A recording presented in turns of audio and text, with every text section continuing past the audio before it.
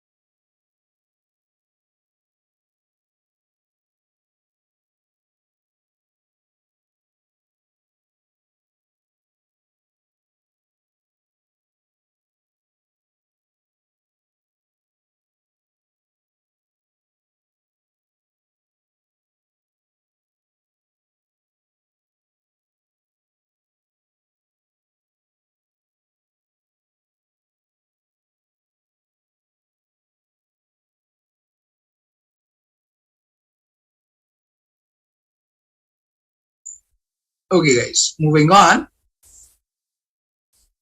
So talking about point number 53, it is saying that this angle is 30, this is 60, so this will automatically become 90. We are given that the side opposite to 90 is 5. So if the angles are in the ratio 30 is to 60 is to 90, the sides will be in the ratio 1 is to root 3 is to 2. So we are given that the side opposite to 90 is 5. So if the side opposite to 90 is 5, then the side opposite to 30 needs to be half of it. So it will become 5 by 2. And the side opposite to 60 will become 5 by 2 root 3. That means based on this idea, if AC is given to us as 5, AB out here will become 5 root 3 by 2 and BC will become 5 by 2. And these will be the specific lengths of the three sides. So that's the property altogether. If you know the ratio, you can easily calculate the length of the three sides.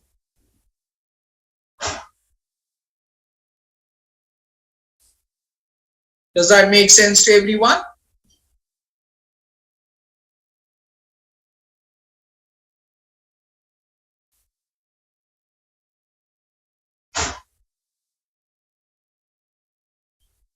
Great. 15 seconds to note down and then we'll move to the next point.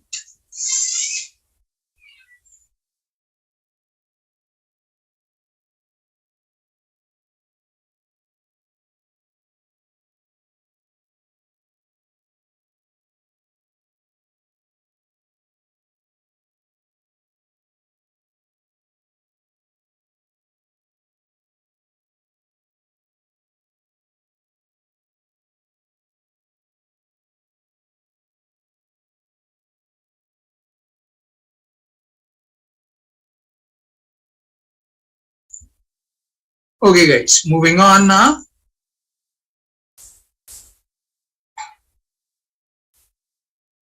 Point number 54, you guys try it out and then tell me what could be the possible value of the ratio of the three sides. 2 minutes exactly.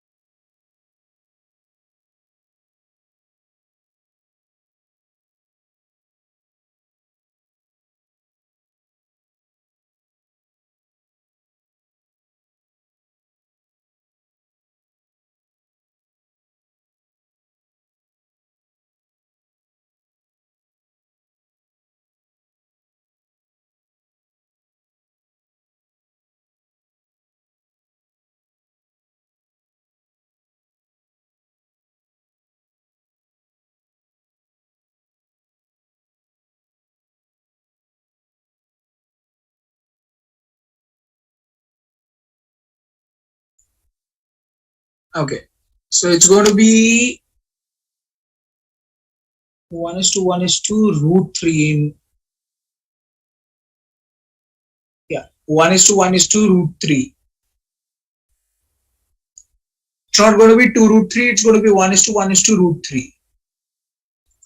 Okay, let us begin with it. So basically, this point number 54a part is actually the application of what we have discussed in the theory. So if you remember, I told you this fact that whenever you are expected to find out some relation, you are expected to divide the figure into parts. Now out here we are given with the three angles as 30, 30, 120. But the ratios what we have discussed was either 30, 60, 90 or it was 45, 45, 90. That means in both the cases 90 was common. That means if you do not have 90 degrees in the figure, you're expected to create that 90 degree. And for creating that 90 degree, you need to drop the perpendicular. And if you drop the perpendicular in a triangle, automatically the triangle will be divided into two more triangles. Now this is A, this is B, and this is C. From which vertex shall I drop the perpendicular? So if I do it from A or B, it will divide further 30 degree as the angle, which should not be the case. So I'm not going to change anything in 30 degrees, but I'm going to divide or drop the perpendicular from C onto AB. And the moment if I'll do so, I'll get two of the triangles in which the triangle on the left hand side have one of the angle as 30, one as 90. So the third angle will be automatically 60. Similarly, this angle is 90, this is 30, so third angle will be automatically 60. So I'll get two 30, 60, 90, 30, 60, 90 triangles. We know that side opposite to 30 is 1, side opposite to 60 is root 3, and the side opposite to 90 is 2. Similarly, side opposite to 30 is 1, side opposite to 60 is root 3, and side opposite to 90 is 2. So collectively, if you look at the triangle, this will become 2, this will become 2, and this will become root 3 plus root 3, which will become 2 root 3. That means the sides will be in the ratio 2:2:2 root 3, or you can take 2 common and get it aside and the ratio will become 1:1 root 3. So you can simply say if the angles are in the ratio 30:30:120, then this is 30, this is 30, and this is in total 120. Then the sides will be in the ratio 1:1 root 3. You can easily remember or you can calculate this way. And this we have already discussed. B part, if it is 45, 45, 90, it will be 1 root 2.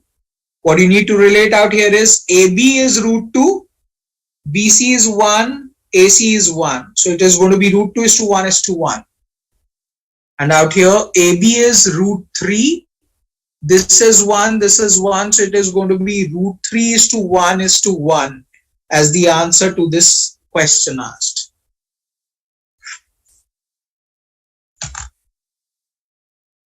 So guys, does that make sense to everyone?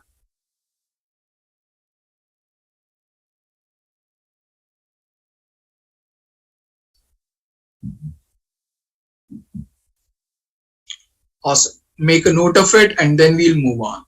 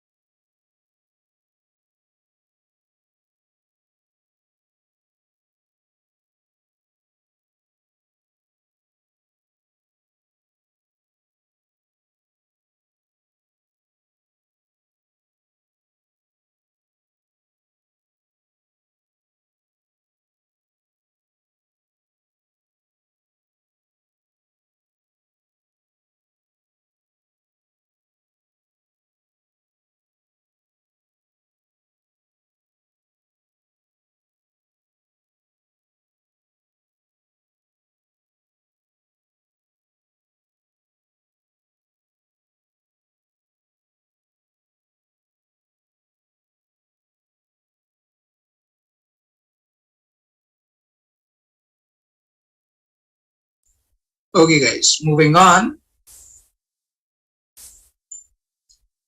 Now the next idea we are going to talk about is equilateral triangle.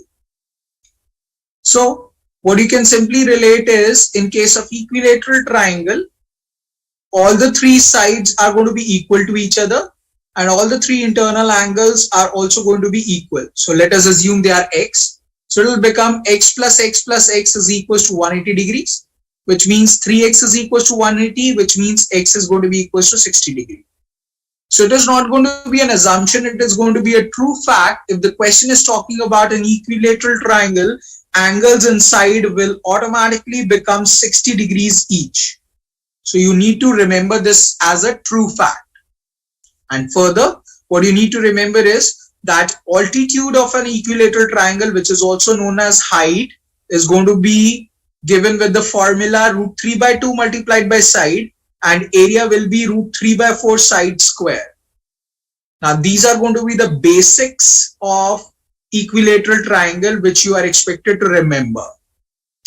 Altitude or height will be root 3 by 2 into side, and area will be root 3 by 4 side square.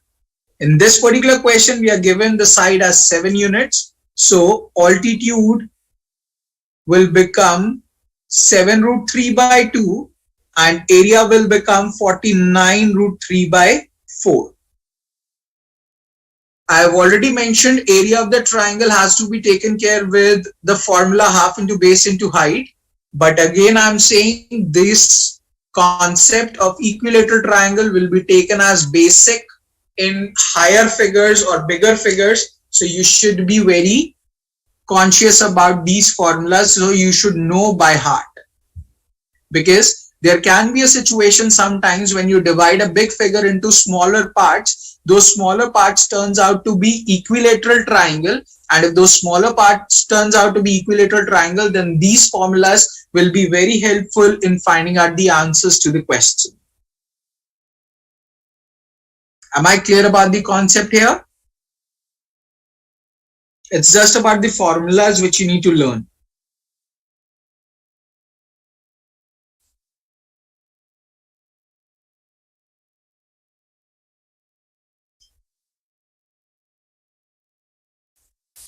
Point number 60 we have already discussed. It is just going to be noting down here. When is the area of the triangle largest? If two of the sides are given. Area will be largest when the angle between two given sides is 90 degrees. Area will become maximum. When the angle between two given sides is 90 degrees, the area of the triangle will become maximum. In point number 62, he is talking about what are the legs of the triangle. So on a basic note, you should remember this fact that legs means sides. So instead of using the word sides of the triangle, the question can use the word legs of the triangle. And do remember that the two equal sides of an isosceles triangle are basically known as legs. I repeat, the two equal sides of an isosceles triangle are called as legs in case of GMAT. So if the question says that legs of the triangle are 6, that means the two equal sides of an isosceles triangle are 6. Am I clear about this point?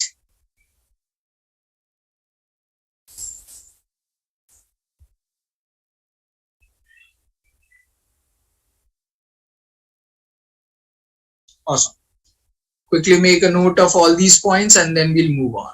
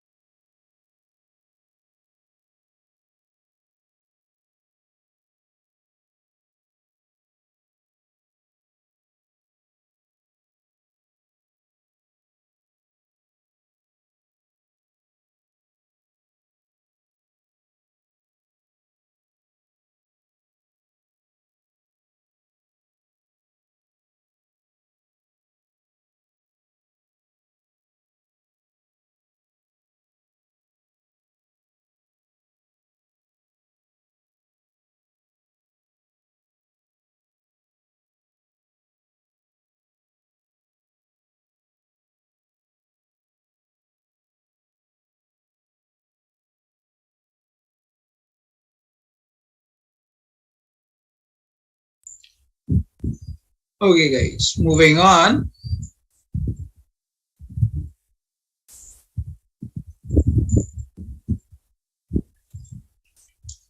Now this is associated with the concept of parallel lines, point number 63.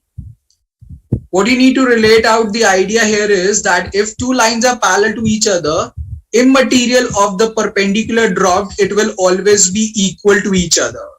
So whether you find out the distance between these two parallel lines here or here, it will always be the same. So I would say height between or the distance between the two parallel lines is always same or equal. So out here, we are given with two of the triangles with the same base as BC, and we are expected to compare the areas of these two triangles. Area of the triangle goes by the formula half into base into height. Here, if you drop the height from A onto BC, it will be somewhere out here. Let us name this as H. Similarly, if you drop the perpendicular from point D, it will be somewhere here, and this will become the height of the other triangle, and this will also be H, because from A when I dropped, that was H. So the perpendicular distance between two parallel lines will always be same. So this will also be H. So if you see, the two triangles have same base BC and they have same height as H. If base is same, height is same, then the area of the two triangles will be equal to each other. So if two triangles lie on the same base between the two same parallel lines, their areas will always be equal to each other. If two triangles lie on the same base between the same parallel lines, their area is always going to be equal. Are we all clear about this point?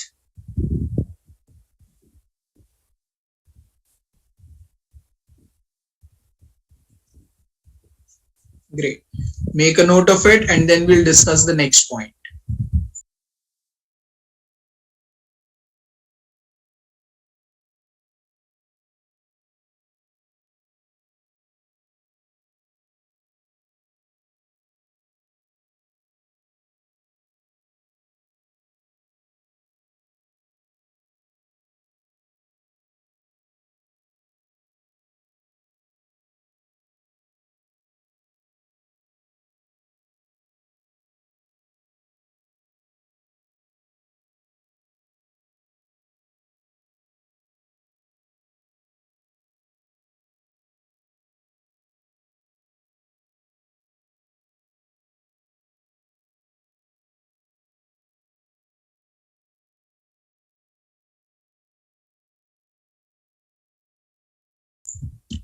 Okay, so moving on.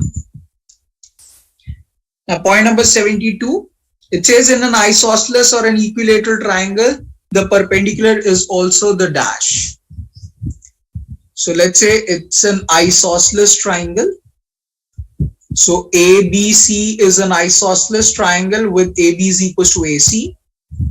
So he's saying if you drop the perpendicular from the common vertex of two equal sides, how will it react? So if you do so, then AD out here will become the perpendicular bisector of BC, and AD will also act as angle bisector of angle A. So in an isosceles or an equilateral triangle, the perpendicular is also the perpendicular bisector as well as angle bisector.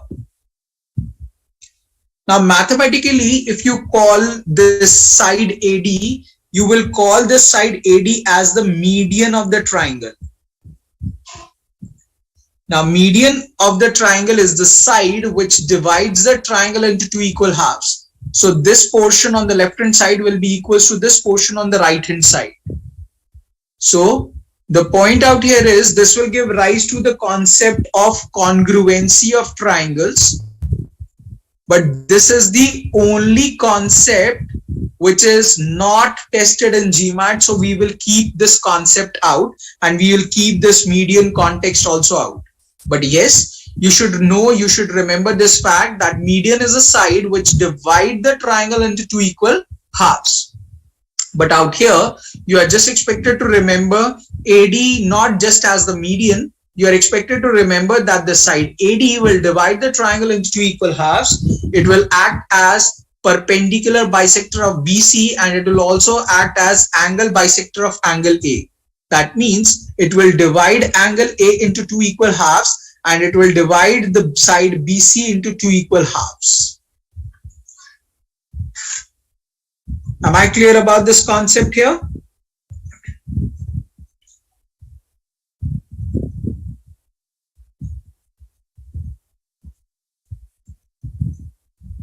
Great. I'll repeat the condition out here. You need to drop the perpendicular from the common vertex of two equal sides. Then only this will be possible.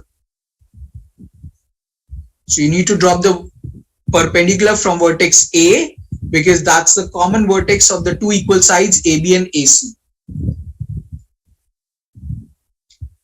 Note down the idea, and then we'll discuss the next property.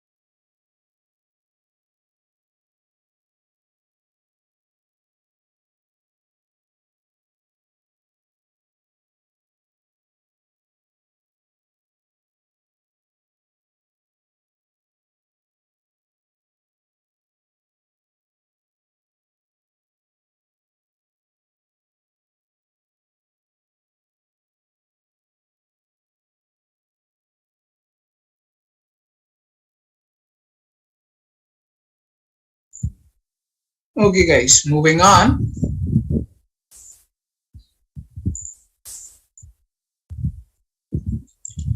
Now this is the property associated with circles and equilateral triangle. So it's mandatory to have an equilateral triangle to apply this property. That's why in this point it is given that the given triangles are equilateral, and then he is asking us to find out the ratio of height of the triangle to the radius of the circle. Now simply remember this fact that if it is an equilateral triangle, if you drop the perpendicular from any vertex, it will always pass through the center of the circle, and this center of the circle will divide this height of the triangle in the ratio 2:1. So now if you relate, the height of the triangle will become 3 parts and the radius of the circle will be 2 parts, and henceforth height of the triangle to the radius of the circle in this scenario will become 3:2. So what I'm trying to say is, if there is a circle and there is an equilateral triangle inside, if you drop the perpendicular in this context, it will pass through the center of the circle, and the center of the circle will divide it in the ratio 2:1. The same thing will be applicable in the B part. If you drop the perpendicular from the vertex, it will pass through the center of the circle and it will divide it in the ratio 2:1.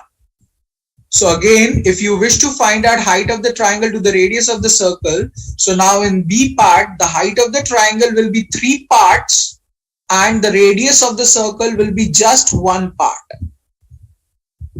And henceforth, the ratio will be 3:1. And that will become the answer in the second part. So the objective here is to remember this fact that if there is an equilateral triangle inscribed in the circle. Now, what's the meaning of the word inscribed? Inscribed means that the triangle should touch, or all the vertices of the triangle should touch the circumference of the circle. Just to relate, if there is a figure given like this triangle is not inscribed in the circle, but this triangle is inscribed in the circle. So here the circle is inscribed in the triangle.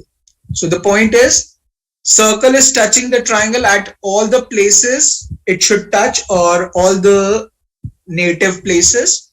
So it is touching here as well as here as well as here.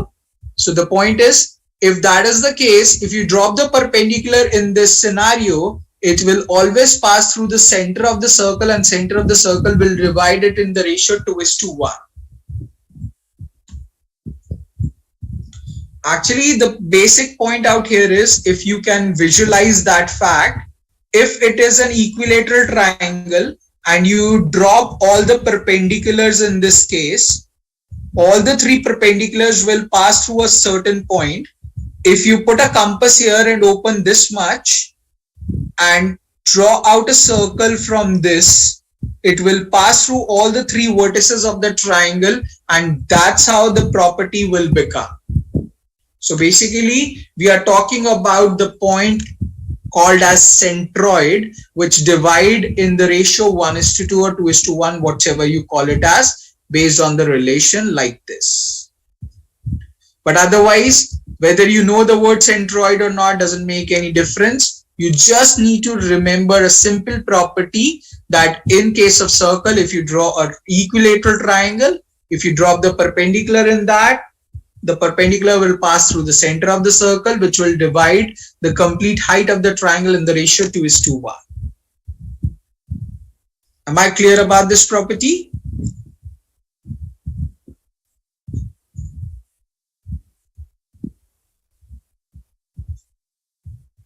Awesome. Make a note of it and then we'll move on.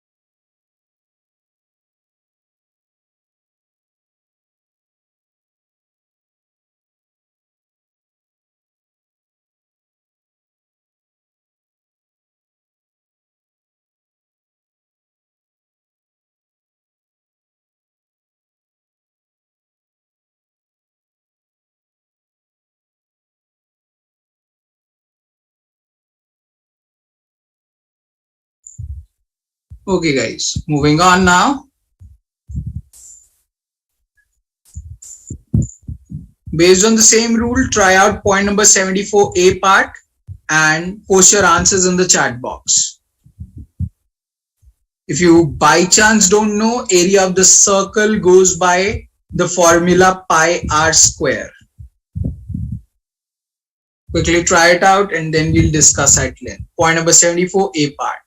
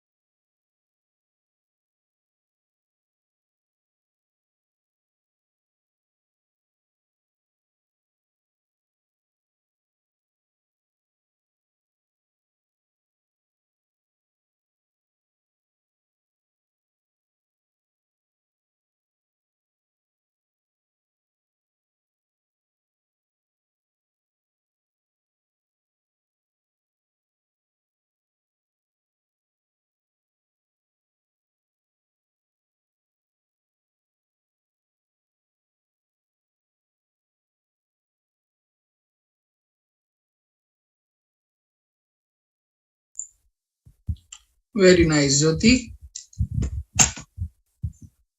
So the idea is again the same. If you drop the perpendicular, it will pass through the center of the circle and it will divide it in the ratio 2:1. So we are expected to find out area of the smaller circle. So that is going to be pi r square divided by area of the larger circle, that will be pi r square. So pi and pi will get cancelled out and it will give you r square by r square, which will finally turn out to be small r over capital R whole square. Now, the ratio of the two radius will be simply 1:2 because the small radius will be one part and big radius will be two parts. So it will simply become 1/2 squared, which will become 1/4 as the final answer. So guys, are we all clear about 74A part?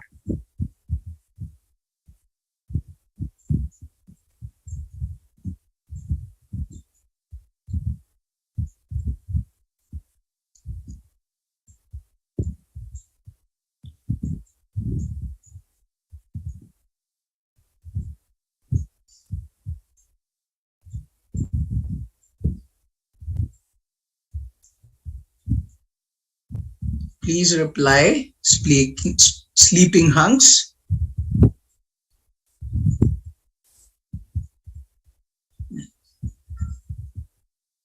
Obviously, Jyoti, you are clear because you answered the question correctly. What about others?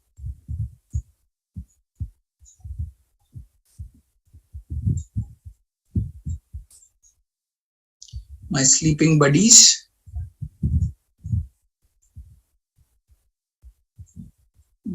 Yes. Okay. Awesome. If you guys are clear about A part, try out B part here. Area of the smaller square divided by area of the larger square.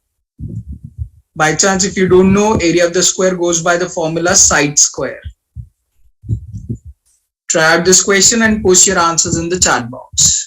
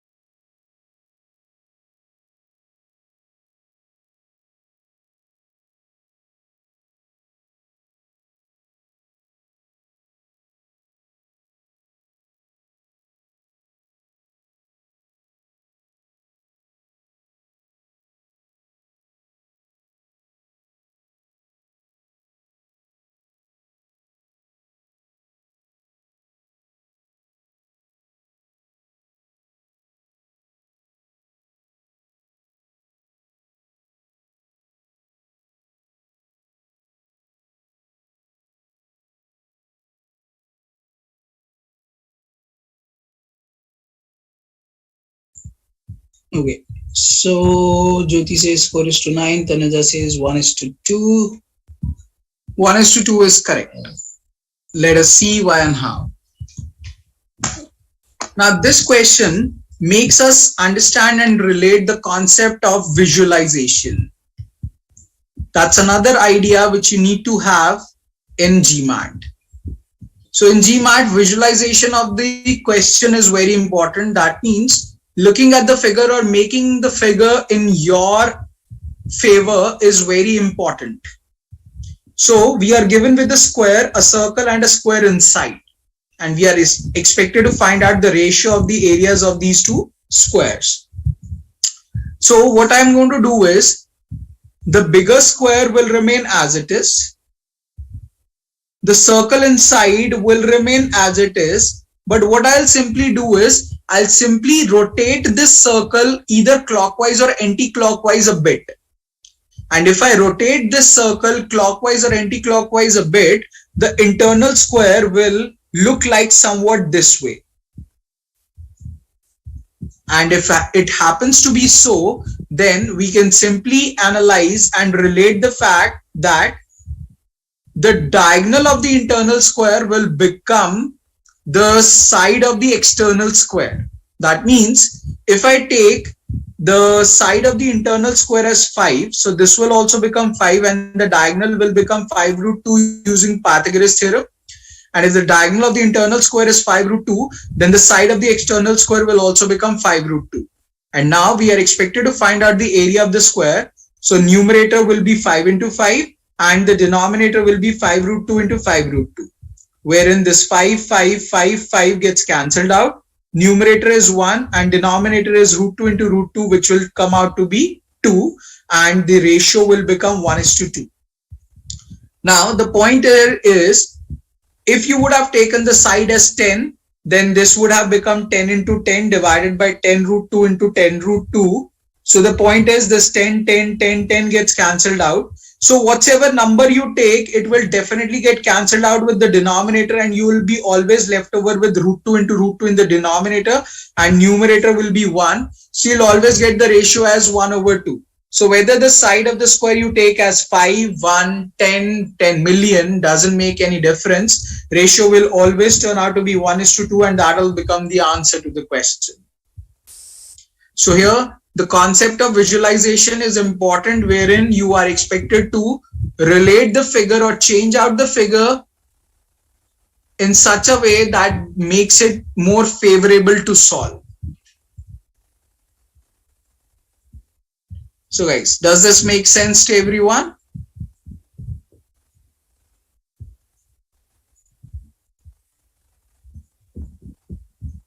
Awesome. Quickly make a note of it and then we'll move on.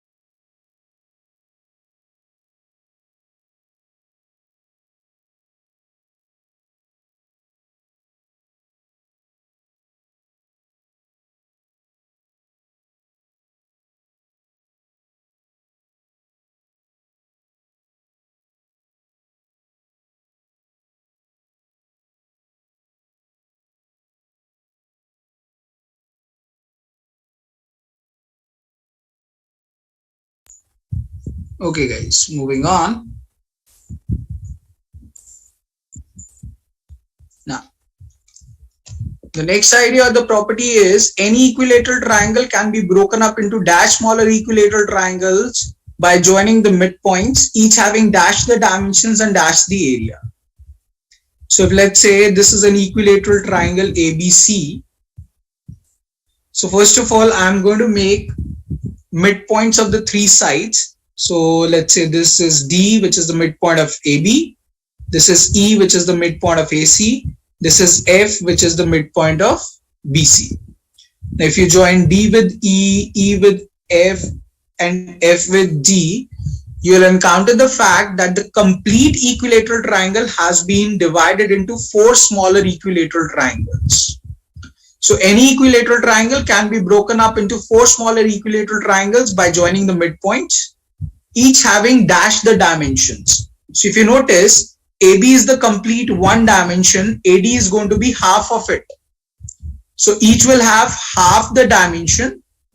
And further, if you compare the area of triangle 1 with the complete triangle ABC, you will encounter that the area of triangle 1 will be 1/4 of the complete area, because it has been divided into four smaller equilateral triangles of equal area by joining the midpoints. So any equilateral triangle can be broken up into four smaller equilateral triangles, each having half the dimension and 1/4 the area. Am I clear about this concept?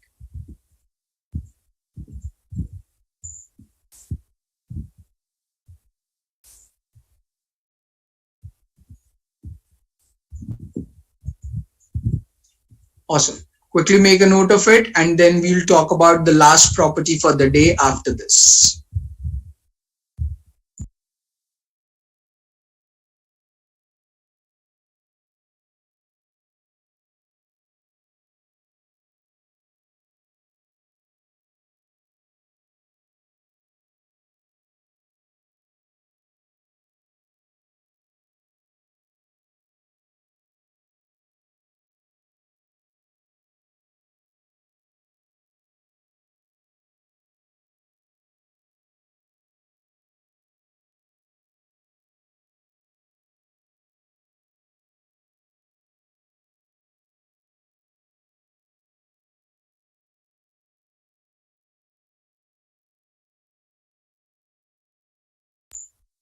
Okay guys, moving on. The last idea or the property we are going to discuss is about midpoint theorem. So I'm just going to use the empty space on the screen. It has nothing to do with this property.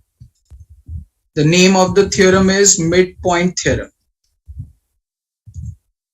Whether you know this name or not doesn't really make any difference. What you need to remember is, in any triangle,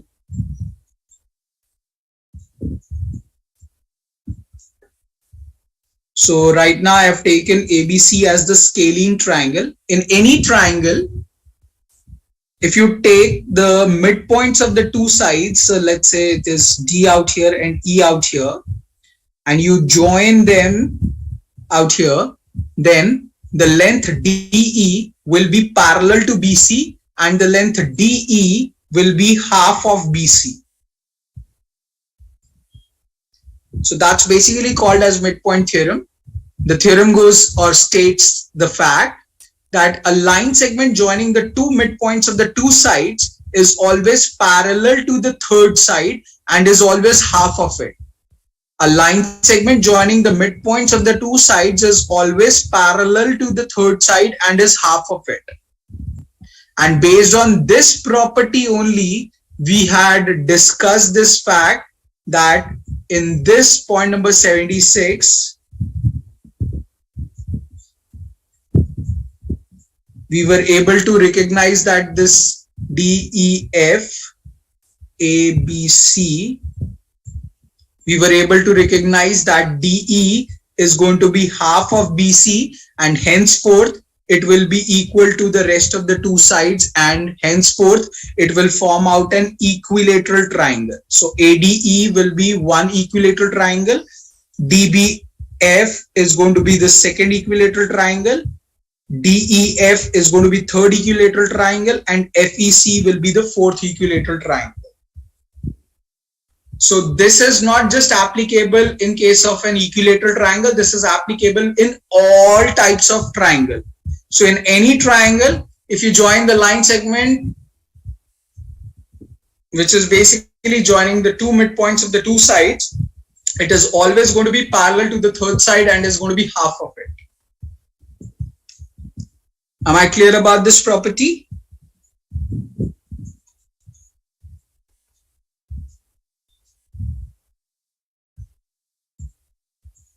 Okay, great.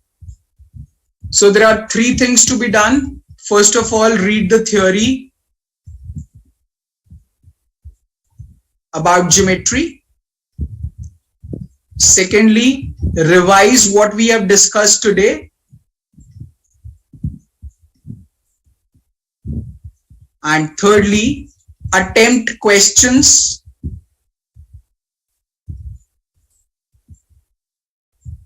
of geometry from the handout.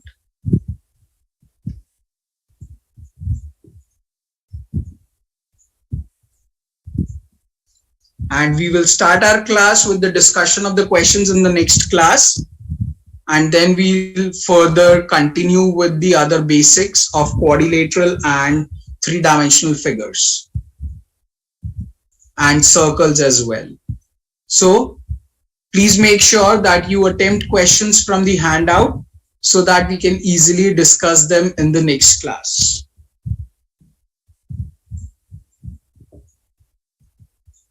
Yes, Tanuja, it should join the midpoints.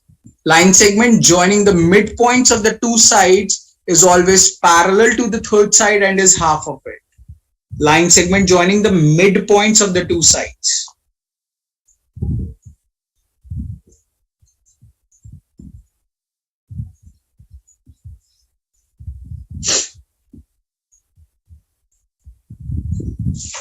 Most welcome.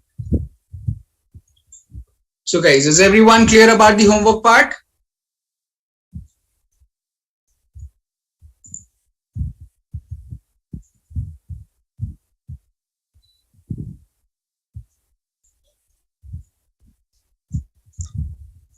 Awesome then. That's all for the day today, guys.